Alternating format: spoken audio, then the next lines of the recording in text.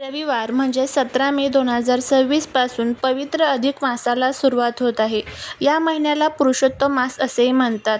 हा महिना भगवान विष्णूंना अत्यंत प्रिय आहे. या काळात केलेल्या भक्तीचे फळ अनेक पटींनी जास्त मिळते. आजच्या या व्हिडिओमध्ये आपण पाहणार आहोत अधिक मासाच्या पहिल्या दिवशी सकाळी उठल्यापासून आपल्याला कोणती कामे करायची आहेत आणि घरामध्ये कोणते शुभ बदल करायचे आहेत. त्याचबरोबर या दिवशी घरामध्ये काही प्रभावी असे उपाय देखील आपल्याला करायचे असतात. हा उपाय जर आपण केला तर आपल्या सर्व ज्या काही समस्या आहेत तर त्या दूर होतील. तर आपल्याला हा उपाय कसा करायचा याबद्दलची संपूर्ण माहिती आजच्या व्हिडिओमध्ये मी तुमच्यासोबत शेअर करणार आहे. त्यामुळे व्हिडिओ हा स्किप न करता शेवटपर्यंत पहा.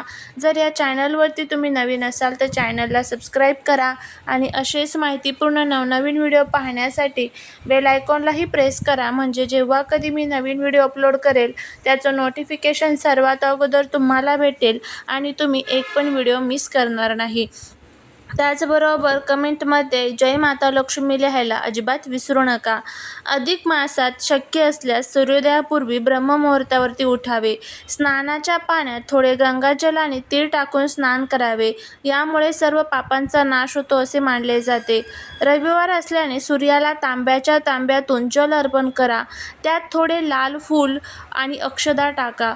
पूजेच्या सुरुवातीला हातात अक्षदा आणि पाणी घेऊन मी या अधिक मासात भगवंताची भक्ती आणि सेवा करण्याचा संकल्प करत आहे असे म्हणून पाणी ताटामध्ये सोडावे.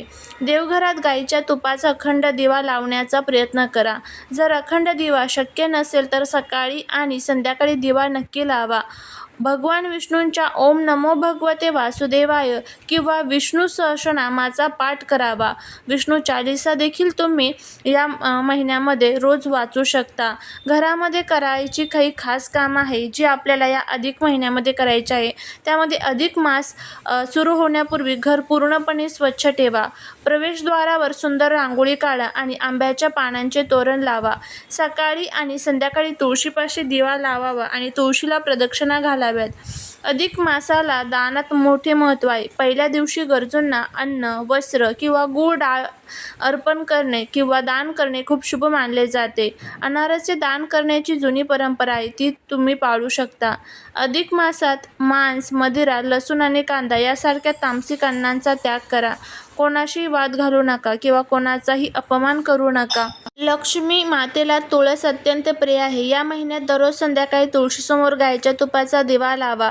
दिवा लावताना त्यामध्ये चिमूटभर हळद टाकावी. त्यानंतर तुळशीला 33 प्रदक्षिणा घालाव्यात. यामुळे घरातील नकारात्मकता दूर होऊन धनाचे मार्ग मोकळे होतात.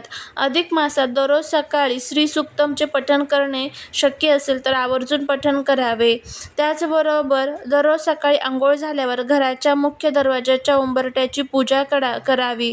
अनारस्याचे दान करावे. पिवळ्या वस्तूंचे दान करावे. पिंपळाच्या झाडाची पूजा करावी. पिंपळाच्या झाडामध्ये विष्णू आणि लक्ष्मीचा वास असतो असे मानले जाते. अधिक मासात पिंपळाला पाणी अर्पण करून तिथे दिवा लावल्याने कर्जमुक्ती होण्यास मदत होते. या महिन्यामध्ये बेलाच्या झाडाची सुद्धा पूजा करण्याला विशेष महत्त्व आहे. बघा, या महिन्यामध्ये तुम्ही जितकी सेवा कराल, जितके उपाय कराल ना, तर त्याचा फायदा जो आहे तर तो आपल्याला खूप मोठ्या प्रमाणामध्ये होत असतो. तर उद्या अधिक मासाला सुरुवात होत आहे. तर उद्या आपल्याला आपल्या घराचा जो उंबरठा आहे त्यावरती ही एक वस्तू ठेवायची आहे. हा उपाय जर आपण केला तर शत्रू तुमच्यासमोर लोटांगण घालेल. घराची, पतीची, मुलांची प्रगती होईल. सर्व जे काही दोष अडचणी आहेत ना तर त्या दूर होतील. हा योग पुन्हा परत 3 वर्ष नाही. बघा, या योगामध्ये तुम्ही नक्की हा जो उपाय आहे तर तो करण्याचा प्रयत्न करा. हा असा दुर्मिळ योग जो आहे तर तो पुन्हा लवकर येत नाही. शास्त्रात घराच्या उंबरठ्याला अत्यंत महत्त्वाचे स्थान दिले आहे. उंबरठा हा केवळ लाकडाचा नसून तो घराची मर्यादा रेषा आहे. घरामध्ये येणारी सकारात्मक ऊर्जा किंवा लक्ष्मी उंबरठ्यावरूनच प्रवेश करते.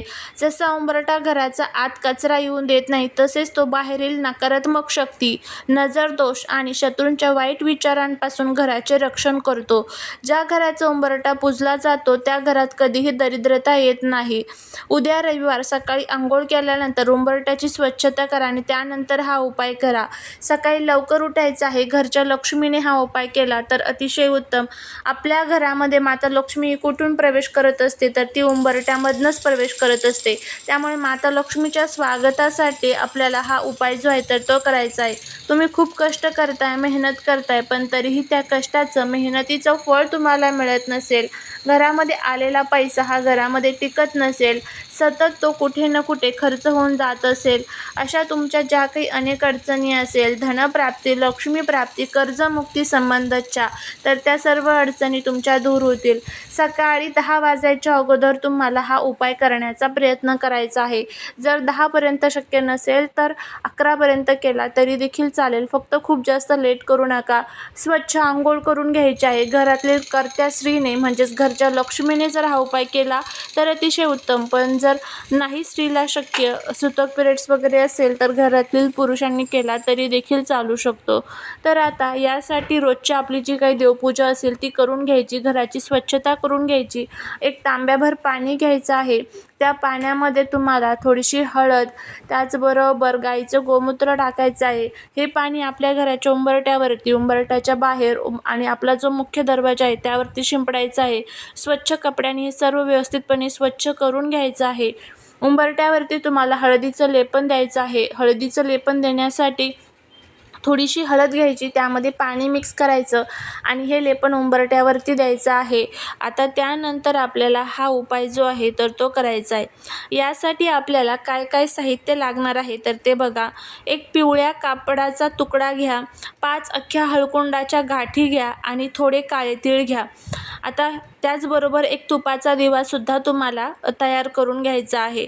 यासाठी आता सर्वात प्रथम आपल्या उंबरठ्याच्या दोन्ही बाजूंना हळद कुंकवाने स्वास्तिक काढून घ्यायचं आहे. मध्ये जे 4 डॉट असतात तेही द्यायचे, कडेने ज्या 2-2 रेषा असतात त्याही द्यायच्या. एका पिवळ्या कपड्यात हळकुंडाच्या गाठी आणि काळे तीळ बांधून त्याची पोटली तयार करा. त्यानंतर आपल्या उंबरठ्यावरती जाऊन उंबरठ्याच्या सर्व जे काही आपण स्वास्तिक काढलेलं आहे त्यावरती हळदी कुंकू व्हायचं आहे. त्याचबरोबर माता लक्ष्मीचं, भगवान विष्णूंचं स्मरण करून तिथे नमस्कार करायचा आहे. दिव्याच्या साहाय्याने उंबरठ्याची पूजा करून घ्यायची आहे. आता हा पिवळा कपडा म्हणजे ती गाठी जे बांधलेले आहे आपण हळकुंडाच्या, ही पोटली घराच्या मुख्य दरवाजाच्या चौकटीला वरच्या बाजूला किंवा उंबरठ्याच्या कोपऱ्यात अशा प्रकारे ठेवा की बाहेरून येणाऱ्याची नजर त्यावर पडणार नाही. याचा फायदा काय होईल तर हळद ही विष्णूंचे प्रतीक आहे, जी प्रगती देते, तर काळे तीळ नकारात्मकता शोषून घेतात. यामुळे शत्रूचे वार रिकामे ठरतात आणि त्यांची वाईट नजर तुमच्या घराला, पतीला किंवा मुलांच्या प्रगतीला बाधा पोचवू शकत नाही.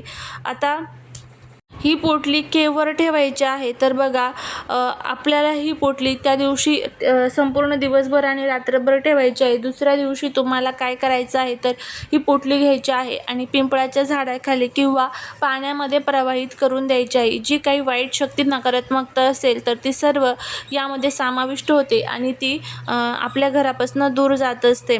आता बघा, पती आणि मुलांच्या प्रगतीसाठी हा एक बदल आपल्या घरामध्ये नक्की करा. उद्या सकाळी उंबरठा पुसताना पाण्यात थोडे खडे मीठ देखील टाका, यामुळे घराचे वास्तुदोष निवारण होतो. उद्या संध्याकाळी उंबरठ्याच्या बाहेरच्या बाजूला उजव्या हाताला गाईच्या तुपाचा दिवा लावून, यामुळे पतीच्या कामात येणारे अडथळे दूर होऊन मुलांना विद्या आणि बुद्धी प्राप्त होते. उंबरठ्यावर कधी उभे राहू नका, बसू नका किंवा तिथे पाय मारू नका. उंबरठ्याचा अपमान म्हणजे घरातील लक्ष्मीचा अपमान मानला जातो. अधिक मासाची ही सुरुवात तुमच्या आयुष्यात सुख समृद्धी घेऊन येऊ. हा उपाय श्रद्धेने करा आणि फरक अनुभवा. तुम्हाला नक्कीच याचा खूप चांगला फायदा होईल. चाललेली सेवा ही महाराजांच्या चरणी रुजू करते. जर तुम्हाला हा व्हिडिओ आवडला असेल तर लाईक, शेअर आणि सबस्क्राईब करायला विसरू नका. भेटूया पुढच्या नवीन व्हिडिओत. श्री स्वामी समर्थ.